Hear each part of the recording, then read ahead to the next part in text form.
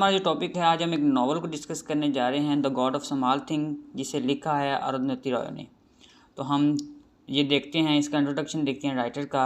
अरुंधति रॉय एक Indian author हैं जो कि 24 नवंबर 1961 में असम, ये इंडिया में है, वहाँ पे पैदा हुई और ये अपने the God of small things novel की वजह से ज़्यादा फेमस हुई, जो कि 1997 में पब्लिश हुआ और इन्हें man Booker prize for fiction की तरफ से 1997 में अवार्ड भी मिला। इन्होंने पॉलिटिकल एक्टिविस्ट के तौर पर अपनी सर्विस पेश की और ह्यूमन राइट्स के हवाले से भी बहुत ज़्यादा काम किया। अपने कैरियर की स्टार्टिंग में रॉय ने टेलीविजन्स और मूवीज़ में स्क्रीन प्लेज लिखे और एक मूवी भी बनाई गई उनकी लाइफ पे बेस्ड, जिसमें रॉय ने परफॉर्म किया, जो इनकी लाइफ पे मबनी थी और इनकी लाइफ की जैसे स्टार्टिंग हुई, सफरिंग की और सब कुछ उसमें ऐड किया गया था और रॉय ने खुद उसमें परफॉर्म किया था। रॉय को 1988 में national film award for best screen पे भी मिला। इन्होंने अपने नॉवेल्स में फ़िक्शन और नॉन फिक्शन दोनों जॉनर्स को यूज़ किया और ये अभी भी प्रेजेंट हैं। अब हम नावल का इंट्रोडक्शन देख लेते हैं। ये थोड़ा सा ब्रीफ मैंने राइटर के बारे में बताया है। अब हम इंट्रोडक्शन देख लेते हैं नावल का। The God of small thing, ये एक फैमिली ड्रामा नावल है जिसे इंडियन राइटर अरुंधति रॉय ने 1997 में लिखा। ये रॉय का पहला पब्लिश होने वाला नावल है। ये बुक दो फेटर्नल ट्विंस, नॉन आइडेंटिकल ट्विंस, उनके चाइल्डहुड के जो एक्सपीरियंस हैं उन पर लिखा गया है। इस नावल में आथर ने क्या किया कि ये एक्सप्लोर करने की कोशिश की है कि कैसे स्मॉल थिंग्स का लोगों के बिहेवियर्स और लाइफ्स पर इफ़ेक्ट होता है। इस बुक में कास्टिज्म के अगेंस्ट आयरनी को भी रिफ्लेक्ट किया गया है, क्योंकि ये इंडिया में पाए जाने वाला मेजर डिस्क्रिमिनेशन है। इस नावल को 1997 में बुकर प्राइज़ भी दिया गया। इसे इंग्लिश लैंग्वेज में लिखा गया। रॉय ने इस नावल को 1992 में लिखना शुरू किया और 1996 में इसे कंप्लीट किया। ये नावल एक डिसजॉइंट नैरेटिव है। इसके अलावा इस नावल में जो है क्या किया गया है, इंडियन कल्चर्स, नॉर्म्स और पॉलिटिक्स को भी प्रेजेंट किया गया है और कास्ट सिस्टम का तो मैं बता ही चुका हूँ, वो भी इसमें बहुत ज़्यादा नज़र आता है। तो समरी को शुरू करने से पहले अगर हम इसके करैक्टर लिस्ट देख लें, जिससे हमें स्टोरी को अंडरस्टैंड करना ज़्यादा आसान हो जाएगा। तो सबसे पहला जो करैक्टर है वो राहील का है। राहील अपने फेटर्नल ट्विन की सिस्टर है, यानी कि ये उसका एक भाई है और वो उसके साथ यानी ट्विन्स है ना, एस्ता भाई का नाम है।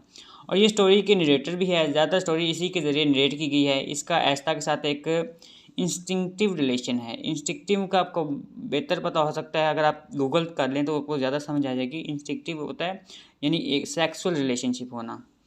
और चाइल्ड होने की वजह से वो अपनी सारी मेमोरीज़ और अपने सारे एक्सपीरियंस को एस्ता के साथ अनकॉन्शियसली शेयर करते हैं, क्योंकि वो बहुत ज़्यादा क्लोज होते हैं दोनों बहन भाई।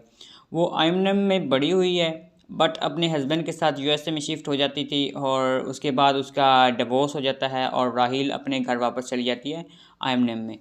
अब नेक्स्ट कैरेक्टर जो है वो है एस्ता का कैरेक्टर है। ये राहील का ट्विन ब्रदर है और उसका पूरा नाम एस्थेपन है। सोफ़ी माल की डेथ के बाद उसके फादर बाबू के साथ उसे असम भेज दिया जाता है और 31 ईयर्स की एज में वो दोबारा अपने होम टाउन वापस आ जाता है। जब ये छोटा था तो उसने एक दिन बोलना छोड़ दिया और एक वर्ड भी नहीं बोला। उसे वहाँ के रहने वाले सभी लोग जो हैं सिवाय राहील के क्रेज़ी समझते थे, पागल समझते थे, क्योंकि वो बातें वगैरह कम किया करता था। उसके बाद जो नेक्स्ट कैरेक्टर है वो सोफ़ी मॉल का है। ये चैकू और मार्गरेट की डॉटर है। इसके स्टेप फादर जो की डेथ के बाद वो अपनी मदर के साथ आइमनम आ जाती है। वो अपनी सारी फैमिली से अलग वेस्टर्न लुक वाली लड़की है, क्योंकि उसकी स्किन और आइज़ बहुत लाइट कलर की हैं। क्योंकि उसका जो वो वहाँ पे रहती है ना अपने चैको के साथ, जब वो वेस्टर्न कंट्री की रहने वाली है तो उसकी जो है वेस्टर्न लुक उस पर आ जाती है और उसकी स्किन और आइज़ बहुत लाइट कलर्स की हैं। वो एमने रिवर में डूब जाती है और उसकी डेथ होने वाले इवेंट्स की वजह से नावल में ज़्यादा फोकस होता है, क्योंकि उसकी डेथ के बाद जो है नावल में जो है वो ज़्यादा फोकस किया जाता है और इवेंट्स को दिखाया जाता है। उसके बाद जो नेक्स्ट कैरेक्टर है वो एमू। ये एस्ता और राहील दोनों की माँ हैं। उनकी शादी बाबू के साथ हुई और उनकी शादी की बहुत बड़ी सेरेमनी हुई थी और अमू ने लव मैरिज की थी, अपनी पसंद की शादी की थी, लेकिन जल्दी वो अपनी मैरिज से तंग आ गई क्योंकि उसका हस्बैंड एक अल्कोहलिक था। अमू ने अपने हस्बैंड को छोड़ दिया और अपने ये क्यों छोड़ा था ये आपको समरी के अंदर पता चल जाएगा कि उसने अपने हस्बैंड को क्यों छोड़ा। और अपनी ट्विन जो है अपने बेटे और बेटी के साथ वापस अपने होम टाउन आ गई, और उसका एक आदमी वेलुथा के साथ अफेयर था, इसलिए उसको अपने घर में बैन कर दिया गया और उसकी 31 ईयर्स एज में डेथ हो गई। उसके बाद जो नेक्स्ट कैरेक्टर है वो बाबू का है। ये कौन है? ये अम्मू का एक्स हस्बैंड है, यानी हस्बैंड ही एक तरह से। ये एस्था और राहिल का फादर है और अम्मू का एक्स हस्बैंड है। ये अल्कोहलिक है जो कि नॉवल में प्रेजेंट नहीं हुआ। एस्था इसके साथ रहता है जब वो एक टी स्टेट में असम में काम करता था, लेकिन बाबू जो है वो अपने बेटों को अपने साथ ऑस्ट्रेलिया नहीं ले जाना चाहता, इसलिए वो वापस अपने टाउन यानी आइमनम आ गया। नेक्स्ट कैरेक्टर मची का है। ये एस्था और राहिल की ब्लाइंड ग्रैंड मदर है और ये पापा जी के साथ शादी करके बिल्कुल खुश नहीं होती। वो इसे बहुत बुरी तरह मारता है और इतने मार खाने के बाद वो वहाँ उसे छोड़ नहीं सकती। ये हमें इंडियन का दिखाया गया है कि वो जो हैं वो किस तरह जो हैं वो कास्ट सिस्टम और उसके अंदर रहते होते हैं। वो वॉयलेंट बजाया करती थी और किसी को इस बात का इल्म नहीं था, लेकिन जब अम्मू और वेरुथा का अफेयर सबके सामने अपोज होता है, ठीक है, और सबके सामने नज़र आता है, वो सब एक्सपोज हो जाते हैं, तो सबको इस बारे में पता चल जाता है कि वो क्या क्या करती है, वॉयलेंट बजाया करती। अब नेक्स्ट जो करेक्टर है वो पापा जी का है। ये दोनों बहन भाइयों के ग्रैंड फादर हैं, ठीक है, यानी किसके? राहील और एस्था के। और ये मामा जी को मारा करता था। किसके साथ मारा करता था? एक कूड़ा हुआ करता था उसके साथ, गुलदान टाइप, जब तक चाकू आकर उनको रोक ना दे। और मामा जी इसके साथ शादी करके अनहैप्पी थी। नेक्स्ट कैरेक्टर जो है वो बेबी कुचम्मा का है। ये राहील और एस्था की ग्रैंड आंट हैं। उसके पास जो है वो ओरिएंटल गार्डनिंग की डिग्री है, लेकिन अपनी ओल्ड एज में ये सिर्फ टेलीविज़न देखती हैं या फिर अपनी डायरी लिखती हैं। इसकी लाइफ का सबसे बड़ा रिग्रेट ये है कि इसको प्रीस्ट फादर मलिजियन की अफेक्शन हासिल ना हो सकी। ये एक्चुअली में कोई बेबी नहीं है और कुचम्मा इनका सरनेम है। ये एक मैनिपुलेटिव पर्सनैलिटी इंसान है। ये वेलुथा पर इल्ज़ाम लगाती हैं कि उसने अम्मू का रेप किया है और एस्था को प्रेशराइज़ करती हैं कि वो सबके सामने इस चीज़ को कंफर्म करे कि सोफ़ी मॉल जो मरी है उसमें वेलुथा का हाथ है। उसके बाद जो नेक्स्ट कैरेक्टर है वो चैकू का है। ये राहील और एस्था का अंकल है और मामाची और पापाची का इकलौता सन है। ये ऑक्सफोर्ड में स्कॉलर है और एक कम्युनिस्ट भी है। चैकू की शादी जो है वो मार्गरेट के साथ हुई है, जो कि ज़्यादा न चल सकी। वो अपनी एक्स वाइफ और डॉटर से सेपरेट हो चुका है, लेकिन फिर भी उसके दिल में उनके लिए स्ट्रॉन्ग अफिनिटी है जो वो फील करता है। उसके बाद जो नेक्स्ट कैरेक्टर है वो विलुथा का है। ये एक अनटचेबल यानी अछूत यानी लोअर कास्ट उससे बिलोंग करता है, जो कि अम्मू और मम्माची और सारी फैमिली के लिए हैंडीमैन का काम किया करता है। और इसका एस्था और राहील के साथ बहुत क्लोज रिलेशन है, क्योंकि वो उनके घर में उनका फैमिली सर्वेंट था ना, तो उनके साथ वो उनको खिलाता वगैरह था, यानी तो इसलिए उनके साथ बहुत क्लोज बॉन्डिंग उसका रिलेशन बन गया था। वेलुथा का अम्मू के साथ अफेयर होता है और बाद में इस पर अम्मू के रेप का इल्ज़ाम लगाया जाता है और ये इसकी डेथ हो जाती है एंड पे। And this novel also contains many other minor characters such as, क्योंकि ये तो मेन करेक्टर्स थे जो हमने डिस्कस किए हैं। अभी इसके बहुत माइनर करेक्टर्स भी हैं जो मैं उनका नाम बताता हूँ आपको और वो बताता हूँ कि वो इस नावल में किस तरह एक्ट कर रहे हैं। अब वेलिया पेपन है, वो वेलुथा फादर है यानी वेलुथा का बाप। उसके बाद कुतप्पन है, ये वेलुथा's पैरालाइज्ड ब्रदर है यानी वेलुथा का भाई जो हिल जुल नहीं सकता, पैरालाइज्ड है। उसके बाद फादर मोलिजियन, ये एक प्रीस्ट है। कौन प्रीस्ट? ये प्रीस्ट कौन सा वाला? जिसके साथ वो उसके अफेक्शन इसकी प्रीस्ट की अफेक्शन नहीं हो सकती थी किसके साथ? चम्मा के साथ। तो वो उसको ये सारा ज़िंदगी रिग्रेट रहता है इस चीज़ का, क्योंकि प्रीस्ट जो होते हैं वो शादी नहीं करते। उसके बाद नेक्स्ट करेक्टर जो है वो कोचू मारिया है, ये हाउस सर्वेंट है। उसके बाद मिस्टर हॉलिक हैं, ये बाबूज बॉस इन असम, ठीक है। ये वो बंदा है जो उसकी यानी कि बाबू को कहता है कि तुम अपनी जो है अगर अपनी नौकरी बचाना चाहते हो तो अपनी जो है वो वाइफ को मेरे पास भेज दो। उसके बाद जो नेक्स्ट कैरेक्टर है वो लैरी मैकैसलिन है, ये राहील्स एक्स हस्बैंड है, ठीक है। राहील की शादी हो जाती है और जो अमेरिका चली जाती है जिसके साथ, लेकिन फिर डिवोर्स हो जाती है, वो वापस आ जाती है। उसके बाद जो है ये मार्गरेट्स लवर है, जो ब्रिटिश में मार्गरेट का हस्बैंड होता है। नेक्स्ट जो करेक्टर है वो कॉमरेड पिलाई है, ये लीडर ऑफ कम्युनिस्ट पार्टी है। उसके बाद कोचू थोम्बन, ये एलिफेंट। उसके बाद जो नेक्स्ट कैरेक्टर है वो मेल्ड्रिन है, ये यानी उसका नाम वैसे तो मुरलीधरन लिखा है लेकिन इंग्लिश में उसको मेल्ड्रिन। ये इंसेन पर्सन है, पागल है। उसके बाद इंस्पेक्टर थॉमस मैथ्यू, ये पुलिसमैन है। फिर ऑरेंज लेमन ड्रिंक मैन। तो ये ऑल मेजर और माइनर कैरेक्टर थे। इनकी जो है वो ट्रांसक्रिप्ट से आपको पता चल जाएगा, जिस तरह मैंने थोड़ा सा इनको बयान किया, आपको स्टोरी का थोड़ा बहुत पता चल जाएगा। और बाकी ये मिक्सअप नहीं कर देना आपने, इनको याद रखना है। और बाकी भी मैं बताता रहूँगा, इस समरी के साथ साथ डिस्कस भी करेंगे, तो आपको इसकी अंडरस्टैंडिंग इसमें ज़्यादा हो जाएगी। तो अब हम समरी की तरफ बढ़ते हैं। इस नावल का जो प्लॉट है वो 1969 और 1993 के ऊपर बेस्ड होता है, बट ज़्यादातर 1969 में ही ज़्यादा डायलॉग सामने आ जाते हैं। और उसकी सेटिंग इंडिया के एक स्टेट केरला में रखी गई है, और केरला में होने वाले मार्क्सिज्म को भी इस नावल के में प्रेजेंट करने की कोशिश की है। इस फिक्शन ड्रामा नावल के ज़रिए सोसाइटी की तरफ से बनाए जाने वाले लव रूल्स को डिस्ट्रॉय किया जाता है। The rule is who should be loved and how much, यानी किसको प्यार किया जाए और कैसे और कितना ज़्यादा। तो इस नावल ड्रामा के ज़रिए, फिक्शन ड्रामा नावल के ज़रिए ना, वो इस जो रूल्स हैं उसको डिस्ट्रॉय किया गया है। नावल की बिगिनिंग 1969 में केरला के टाउन आयमनम से होती है। वहाँ एक ही बहुत वेल्दी क्रिश्चियन फैमिली रहती होती है। इस फैमिली में एस्था और राहिल दोनों बहन भाई के समेत कुछ और लोग भी रहते हैं। इनमें उनकी मदर अम्मू, उनकी ग्रैंड मदर मामाची, उनके अंकल चैको और उनकी ग्रैंड आंट बेबी कुचम्मा रहते हैं। बेसिकली इन सब का एक बैकग्राउंड था इस सीन में। दोनों बहन भाई की एज, अब ये जो सीन दिखाया जा रहा है स्टार्टिंग में, उसमें दोनों बहन भाई की एज 7 ईयर है। अगर हम इसका पास्ट देखेंगे, क्योंकि कोई भी पास्ट के बगैर ना, बैकग्राउंड के बगैर हमें स्टोरी की समझ नहीं आती। तो पास्ट में हमें फैमिली में बताया गया कि एक हस्बैंड वाइफ थे, यानी मामा जी यानी अम्मू की मदर, और उसका हस्बैंड पापा जी।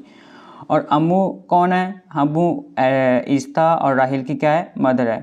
तो ये आपको समझ लगती रहेगी स्टार्टर कैरेक्टर की। तो दोनों अनहैप्पी लाइफ गुजार रहे थे। पापा जी अपनी वाइफ को मारा करता था, और उनके 2 बच्चे थे, ये बेटी अम्मू और बेटा चैकू। पापा जी एक इंसेक्ट रीडर थे, यानी कीड़ों पर स्टडी करने वाला। और चैकू जो है वो बड़ा होकर इंग्लैंड चला जाता है ऑक्सफोर्ड में पढ़ने के लिए। वहाँ उसे एक लड़की मार्गरेट पसंद आ जाती है, जो कि ब्रिटिश है। उन दोनों में अफेयर होता है और बाद में ये दोनों शादी भी कर लेते हैं। उनकी एक बेटी होती है जिसका नाम सोफी मॉल होता है। और फिर मार्गरेट और चैकू दोनों सेपरेट हो जाते हैं, और मार्गरेट किसी जो नाम के आदमी के साथ शादी कर लेती है, और चैकू वापस कहाँ पे आ जाता है? आयमनम आ जाता है, और अपने फैमिली बिजनेस को संभालता है। उनका पिकल फैक्ट्री का बिजनेस होता है जिसे चैकू चलाता है। दूसरी तरफ अम्मू जो है वो चैकू के सिस्टर है, और उसने भी एक बाबू नाम के आदमी से शादी किया, और ये लव मैरिज है, और वो वेस्टर्न में रहते होते हैं। बट वो एक ड्रंकन और अब्यूजिव मैन था, वो अम्मू को मारा करता था। और फिर क्या होता है कि बाबू और अम्मू के ट्विन थे, जिनका नाम एस्था और राहिल है। बाबू अपनी वाइफ को अपने लीडर, अपने बॉस मालिक के साथ नाइट स्पेंड करने के लिए फोर्स करता है। अम्मू मना करती है और बाबू इसे बहुत मारता है।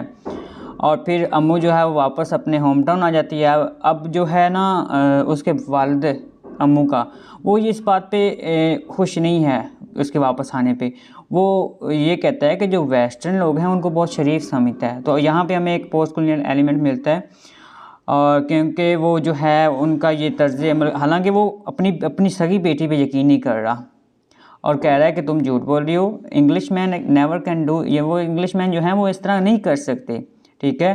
तो ये चीज़ यहाँ पे वो जो है अम्मू उनके घर रहने लग जाती है, अपने घर में रह जाती है। अब इस घर में मामा जी, अम्मू, चैकू और ट्विन यानी इस्ता और राहिल रहती हैं। ये इस कहानी के किरदारों का बैकग्राउंड था।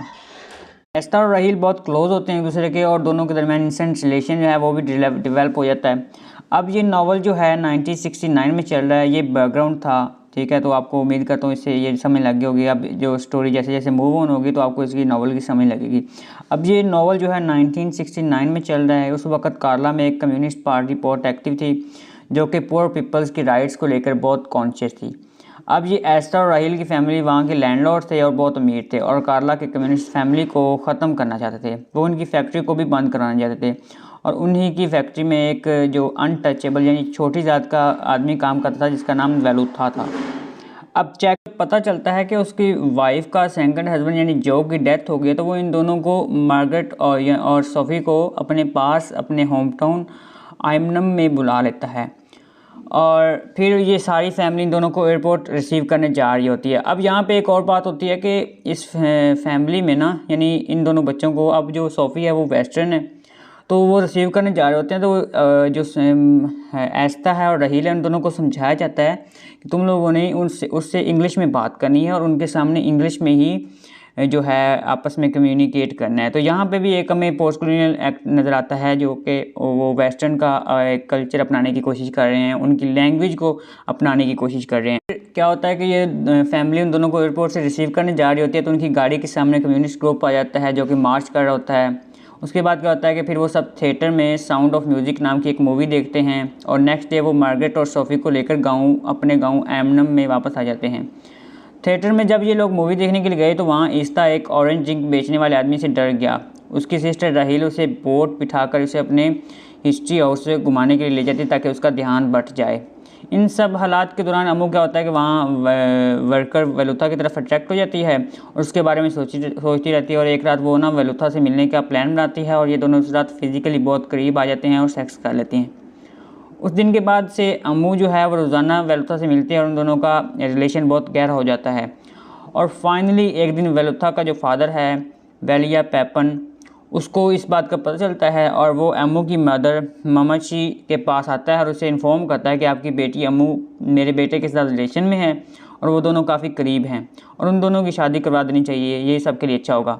लेकिन अब क्या था कि अब उसको पता था को अपने बेटे का पता था चैको का कि उसका जो अफेयर वगैरह चल रहे हैं, लेकिन वो इस चीज़ को इग्नोर कर रही थी। लेकिन जैसे ही उसको पता चला कि मेरी बेटी का कहीं अफेयर चल रहा है, तो उसने क्या किया कि उसने एक्ट किया फ़ौरन।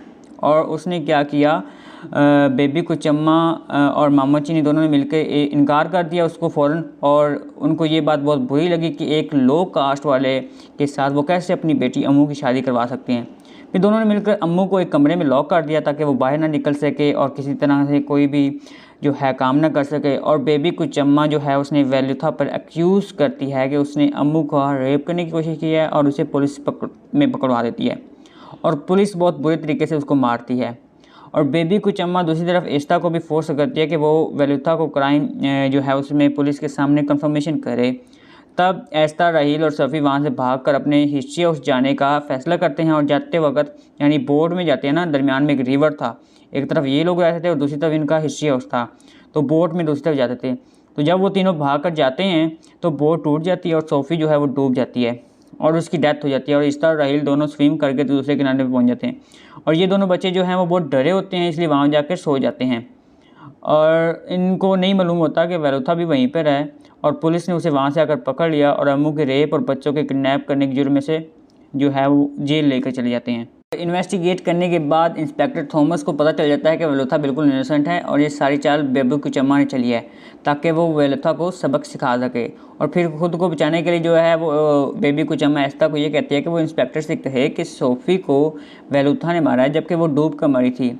पुलिस के टॉर्चर के बाद उसने जेल में ही दम तोड़ दिया और उसकी डेथ हो गई। अम्मू ने भी वेलुथा को बचाने की बहुत कोशिश की मगर कामयाब ना हो सकी। फिर क्या हुआ कि बेबी कुचम्मा ने एक और चाल ये चली कि इसने चैकू को इंसिस्ट किया कि वो अम्मू को घर से निकाल दे, क्योंकि उसने सोफ़ी यानी चैकू की डॉटर के मर्डर की बचाने की कोशिश की है। और फिर चैकू ने अम्मू को घर से निकाल दिया। इस तरह मजबूरन एस्था जो है वो अपने फादर बाबू के पास चला गया और राहील को उसकी मदर के साथ जाना पड़ा। अब ये दोनों बहन भाई 23 साल के बाद दूसरे से यानी कि ना ये दोनों भाई सेपरेट हो गए और 23 या 24 साल बाद दोनों भाई मिलते हैं जब उनकी एज 31 ईयर्स होती है। और कहानी जो है वो जंप 1993 में। और फिर एस्ता का 23rd ईयर के बाद आयमन वापस आना हुआ। राहील को इस दौरान बहुत मुश्किलात देखने को मिली, उसकी मदर की भी डेथ हो चुकी थी और फिर इसने एक अमेरिकन लड़के से शादी की लेकिन उसके डिवोर्स हो गई। लेकिन जब इसे पता चला कि एस्ता जो है वो आयमन में आया हुआ है तो वो भी वहाँ आ गई और जो स्टोरी है वो 1993 में जंप कर गई। इस घर में बहुत सी चीज़ें बदल चुकी थी, मामाची की डेथ हो चुकी थी और बेबी कुचम्मा जो है वो सारा दिन अपनी कुक के साथ बैठकर सिर्फ टीवी देखती या फिर अपनी डायरी लिखा करती थी। और उनका जो ओल्ड हिस्ट्री हाउस था जो रिवर के दूसरी तरफ था जहाँ पे वो बोट के ज़रिए जाया करते थे, वो वहाँ पे एक 5 स्टार होटल बन चुका था। और इस लंबे अरसे के दौरान इन दोनों भाइयों को कोई भी ऐसा इंसान ना मिला जो इनको अच्छे से समझ सके। क्योंकि ये दोनों सिर्फ एक दूसरे से अटैच थे और अच्छे से समझते थे, और इनका जो है ना, इनको कोई भी वैसे नहीं समझ सकता था जैसे ये खुद को एक दूसरे को समझते थे। लोग मिले इनको छोड़ गए और फिर लोग मिले, तो इस तरह इन्हें एक वैसा कोई नहीं मिल सका जिस तरह ये एक दूसरे को समझते थे। राहील और रिश्ता ने भी एंड में लव लाज को ब्रेक किया है और मिलते ही एक दूसरे के साथ सेक्स किया, जैसे बलूथा ने और अम्मू ने किया था। और नरेटर ने इस बात के साथ नॉवल का एंड किया है कि lay down who should be love and how much. तो ये जो सोसाइटी के रूल्स थे उनको उसने ब्रेक किया इस नावल में और चीज़ों को डिस्क्राइब किया। तो ये उस नावल की समरी थी। अब इसका हम एनालिसिस देखते हैं। एनालिसिस में अगर हम देखते हैं तो the God of small thing में दोनों प्रोटैगनिस्ट एस्था और रॉयल को दो मुख्तलिफ लेवल और डिफरेंट टाइम्स में प्रेजेंट किया गया है।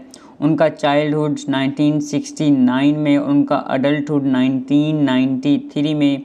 इस तरह नावल में चाइल्ड लाइक और मैच्योरिटी जैसी दो टून्स को एक्सप्रेस किया गया है। इस नावल में चाइल्डहुड का जिक्र आया है, वहाँ पर नरेटर ने सॉन्ग्स और राइमिंग वर्ड्स को यूज़ किया है। जैसे कि हम एग्जांपल देख सकते हैं, वो लाइंस यूज़ करती हैं कि सैटिन लाइन्स ब्रास हैंडल शाइंड। इन लाइंस में क्यूटनेस के साथ साथ ट्रेजिक थिंग्स को भी डिस्क्राइब किया गया है। सीरियसनेस और लाइट हार्टनेस के ज़रिए नरेटर शो करना चाहता है कि इस नावल में होने वाले इवेंट्स बहुत कॉम्प्लिकेटेड और कॉम्प्लेक्स हैं और यंग कपल को अपनी टेंडर एज में कैसे इश्यूज से डील करना पड़ता है। ये नावल मोस्टली दोनों बहन भाइयों की जो फैमिली के गिर्द घूमता है और हमें फ्लैशबैक के थ्रू सब कैरेक्टर्स से इंट्रोड्यूस कराया जाता है। स्टोरी में सेंट्रल कॉन्फ्लिक्ट इन दोनों की जो कज़न सोफ़ी की डेथ की वजह से, और सोफ़ी की डेथ का इम्पैक्ट इस फैमिली के तमाम मेंबर्स पर पड़ा और इसलिए इसे फैमिली का जो ड्रामा नावल कहा गया है। रॉय ने हर किरदार की जो साइकी है उसको यूनिक तरीके से, उसका यूनिक पर्सपेक्टिव के साथ बयान किया है, इसलिए इसको लिटरेरी फिक्शन के तौर पर भी कंसीडर किया जा सकता है। इस नावल का मेन करेक्टरिस्टिक्स इसमें आने वाले टाइम जंप हैं। स्टार्टिंग में 1993 में होने वाले इवेंट्स को एक्सप्लेन किया जाता है और नेक्स्ट सीन में रॉय हमें 1969 के इवेंट्स की तरफ ले जाती है। और इंटरेस्टिंग फैक्ट ये है कि नावल का एंड होने का मतलब ये नहीं है कि स्टोरी का भी एंड हो गया, और इस बुक की एंडिंग भी एक तरह से पजल है। इस नावल की ज़्यादातर सेटिंग आइमनम यानी कार्ला में होती है क्योंकि ज़्यादातर इवेंट्स वहाँ पे होते हैं।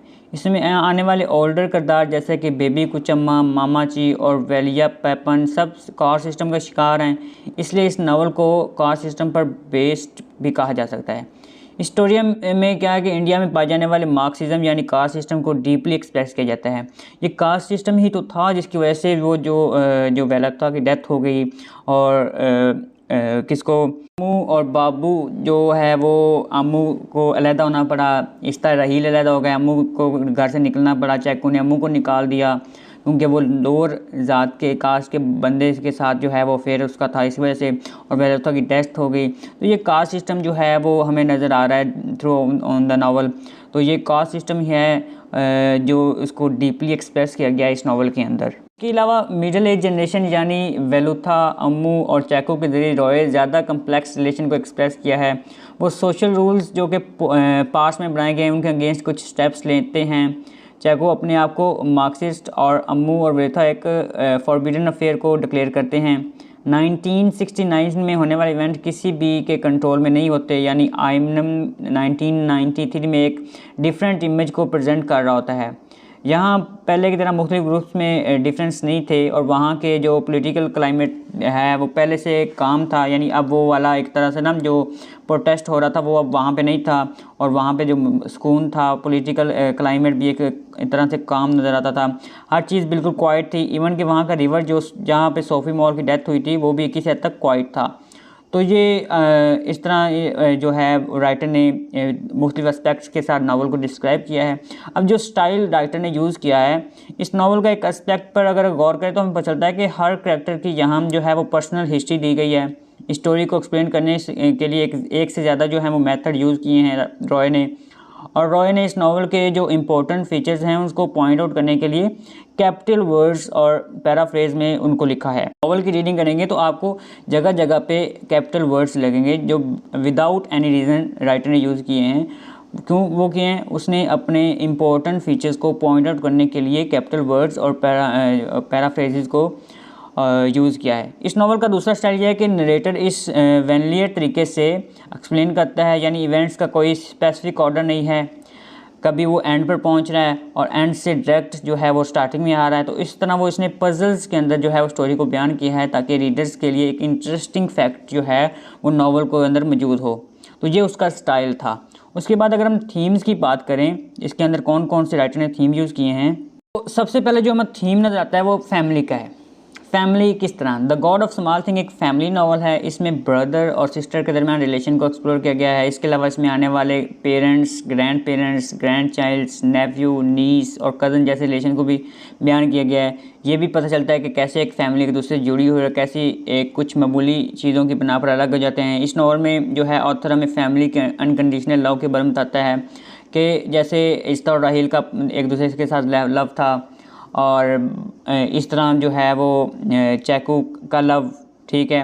और ये चीज़ें हमें जो हैं वो एक्सप्लोर करती हैं उनका अनकंडीशनल लव के 31 की एज में आके ना, जब 24 ईयर बाद भी वो मिलते हैं ना इस्ता और राहील, तो उनके अंदर वो वाली फीलिंग्स होती हैं और वैसे फीलिंग्स उनको किसी और से नहीं मिल पा रही। तो ये फैमिली का जो है वो थीम्स हमें नज़र आता है। उसके बाद जो नेक्स्ट थीम हमें नज़र आता है वो सोसाइटी एंड क्लास का है। इस नावल में आने वाले कैरेक्टर्स सोसाइटी और क्लास को जो है फोर्सली बयान करते हैं। इंडियन सोसाइटी में काफ़ी लंबे अरसे से जो है रिजिड सोशल क्लास और बाउंड्रीज़ को अप्लाई किया जाता है, जैसे कास्ट सिस्टम भी कहा जाता है। इस नावल के कैरेक्टर्स उनकी लिमिटेशन को लेकर कन्फ्यूज हैं, सोसाइटी के लिहाज से एक्सेप्टेबल हैं या नहीं हैं, क्योंकि सोशल हमें ये बताते हैं कि किससे प्यार किया जाए और किससे कितना प्यार किया जाए और कैसे किया जाए, किससे ज़्यादा जो है वो बेटर कहा जा सकता है। और इस नावल के एंड पर जो है क्लास बाउंड्रीज़ को ब्रेक कर दिया जाता है, यानी इसमें सिस्टम बहुत ज़्यादा है। क्लास सिस्टम की वजह से जो हैं वो लोगों के आपस में जो है फासले पैदा हो गए और लोग एक दूसरे से दूर हो गए। सबसे बड़ी एग्जांपल हमें वेलुथा की मिलती है कि कास्ट सिस्टम की वजह से उसको मार दिया गया और जो है वो दूर हो गई और उसको अपनी बेटी को लेकर अलहदा होना पड़ा। तो ये कास्ट सिस्टम की वजह से जो फैमिलीज़ के दरमियान जो है वो ब्रेक डाउन आ गया और एंड पे जाके ये नावल जब एंडिंग पे जाता है तो ये चीज़ें हमें देखने को मिलती हैं कि जो कास्ट सिस्टम और सोसाइटी और क्लास वाले जो रूल्स हैं उनको एंड पे जाके ब्रेक कर दिया गया था। नेक्स्ट थीम हमें जो नज़र आता है मेमोरी एंड द पास्ट। इस नावल को लीनियर वे में अनफोल्ड किया जाता है। हम ए पॉइंट से स्टार्ट लेकर जो है वो प्रोग्रेस नहीं कर सकते जब तक पॉइंट बी को अच्छी तरह से ना समझे, क्योंकि कभी स्टोरी जो है 1969 पे है और कभी जो है वो जंप करते हुए 1993 में पहुंच जाती है। तो इसको नावल में 1969 और 96 की तरह जंप करते हुए उनको अच्छी तरह से अंडरस्टैंड कर सकते हैं रीडर। इस स्टोरी को मेमोरीज़ और फ्लैशबैक के ज़रिए बताया जाता है। इस स्टोरी में नरेटर हमें समझाने के लिए कैरेक्टर्स की मेमोरीज़ के पार्ट्स जो हैं उनको एक जगह इकट्ठा करते हैं। वो सभी एक जगह जब है इकट्ठे हो जाते हैं तो ताकि रीडर्स जो हैं वो इस चीज़ को अंडरस्टैंड कर सके कि कौन सा कैरेक्टर कैसे परफॉर्म कर रहा है। उसके बाद जो नेक्स्ट थीम है वो है गिल्ट एंड ब्लेम। इस बुक में जो है गिल्ट और ब्लेम को ट्रिकली यूज़ किया गया है, जो कि हमें इस नावल के हर कॉर्नर में नज़र आता है। सोफ़ी की डूब कर डेथ हो जाती है और एक फैमिली का ब्रेकअप हो जाता है और इसमें होने वाले ट्रेजेडीज हर कोई दूसरे को ब्लेम करने की कोशिश करता है और इल्ज़ामात लगाने की कोशिश करते हैं। सोफ़ी की डूब कर डेथ हुई, वो एक जो है वो फेट का मसला था, लेकिन उसका इल्ज़ाम लगाया जाता है बाद में उस पर बच्चों पर, राहील पर और एस्ता पर इल्ज़ाम लगाया जाता है कि उनकी गलती की वजह से सोफ़ी की डेथ हुई। लेकिन वक्ती तौर पर ये इल्ज़ाम लगाया जाता है कि हालांकि सोफ़ी की डूब के डेथ हुई थी, लेकिन बेबी कुचम्मा ये जो है वो अप्लाई करने की कोशिश करती है कि सोफ़ी का मर्डर हुआ है और वेलुथा उसका मर्डर है। अपने आप को बचाने के लिए वो ये कहती है। फिर जो बाउंड्रीज़ होती हैं वो ये होती हैं कि बच्चों को सोफ़ी का जो क्रियाक्रम होता है लाइक लास्ट फंजल होते हैं वो अटेंड करने की इजाज़त नहीं होती। वो एक साइड पे खड़े होते हैं क्योंकि वो उनको ब्लेम किया जाता है कि उन्होंने जो है सोफ़ी को मारा है। उसके बाद जो ब्लेम आता है वो ये आता है कि जो वेलुथा है वो उसने रेप किया है उसका अम्मू का, हालांकि ऐसी कोई बात नहीं होती, वो दोनों एक साथ बाहमी एक दूसरे के साथ होते हैं। तो ये चीज़ें, और उसको गिल्ट होता है बेबी कुचम्मा को कि जो प्रीस्ट है उसकी तरफ उसकी जो है वो अट्रैक्शन नहीं हो सकी जिसकी तरफ वो अट्रैक्टिव थी और वो शादी नहीं करता ना प्रीस्ट, इसलिए। उसके बाद जो नेक्स्ट थीम है वो इनोसेंस का है। इस नावल का एक इंटरेस्टिंग एस्पेक्ट ये है कि इसकी थ्रू आउट हमें नरेटर इस दुनिया को एक रीड के पर्सपेक्टिव से देखने में हेल्प करता है, जैसे कि रोज़मर्रा के मामूली इवेंट्स के बाद लाइफ में शॉकिंग और हॉरिफाइड तब्दीलियाँ आती हैं। यूजुअली जब हम इनोसेंस के बारे में बात करते हैं तो हमारे माइंड में सबसे पहले सिंपलिसिटी का नाम आता है। इस बुक में इनोसेंस को भी एक अलग पर्सपेक्टिव से प्रेजेंट किया गया है। ईस्टर और राइल दोनों बच्चे होने के लिहाज से इनोसेंस नहीं हैं, बल्कि वो ये जानने की कोशिश करते हैं कि कुछ वो देखते हैं या एक्सपीरियंस करते हैं, दोनों वो कैसी चीज़ें हैं। और दोनों इस नॉवल में अपनी इनोसेंस खो देते हैं, क्योंकि वो डिफरेंट तरह का जो एक्सपीरियंस जो हैं वो गेन कर लेते हैं, और वो इनोसेंस और सिंपल पर्सन बच्चे नहीं रहते। बचपन में ही वो बहुत इंसेंट हो जाते हैं और दोनों क्लोज हो जाते हैं। उसके बाद जो नेक्स्ट थीम है वो लव का है। The God of small thing love के बारे में जो हमें लव लॉज हैं जो सोसाइटी हमें दिखाती है वो डिक्टेट करता है, जो कि ये हैं, who should be loved and how much. ये सोसाइटी के रूल्स हैं जिनको गॉड ऑफ स्मॉल थिंग जो है वो ख़त्म ब्रेक करता है। अमोर बोला था कि लव को जो कास्ट डिफरेंस की वजह से फॉरबिडन बना दिया गया था। राहील और रिश्ता के लव को इस बुक के एंड पे फिजिकली प्रेजेंट किया गया है। बेबी कुचम्मा जो कि एक प्रीस्ट से प्यार था, जो कभी शादी नहीं कर सकता। इस नावल में लव ने जो है वो कॉन्स्टेंटली सोशल रूल्स को वायलेट किया है और हमें दिखाया है। इस तरह जो है राइटर अरुंधति रॉय ने हमें नॉवेल्स को डिफरेंट पर्सपेक्टिव के साथ प्रेजेंट किया है और हमें इंडियन के अंदर कास्ट सिस्टम को दिखाया है, और ये एक पोस्ट कॉलोनियल नॉवल है। तो ये आज का हमारा टॉपिक था, जिसमें हमने डिफरेंट एस्पेक्ट्स को इस नावल के डिफरेंट तर्ज अमल के साथ देखा। हमने इसके थीम्स देखे, हमने इसका एनालिसिस किया, समरी की, और हमने कैरेक्टर्स को समझा, जिससे हमें समरी समझने में आसानी हुई, और राइटर्स के बारे में हमें ब्रीफ डिस्कस किया। तो उम्मीद करता हूँ आपको ये वीडियो पसंद आई होगी। अगर आपको पसंद आई है तो लाइक कीजिए और शेयर कीजिए। मैं बस ये कहूँगा कि प्रोनाउंसिएशन में कुछ मिस्टेक्स हो जाती हैं, कुछ वर्ड्स जो हैं वो प्रोनाउंस सही नहीं होते, और कुछ चीज़ें जो हैं वो जल्दी में और गलती से रह जाती हैं, तो उनको आप जो है वो थोड़ा सा उन पे कर लिया करें। और मैं आने वाली वीडियो में कोशिश कर रहा हूँ कि वो चीज़ें दोबारा ना हो, और तब तक के लिए इजाज़त दीजिए। अल्लाह हाफिज़।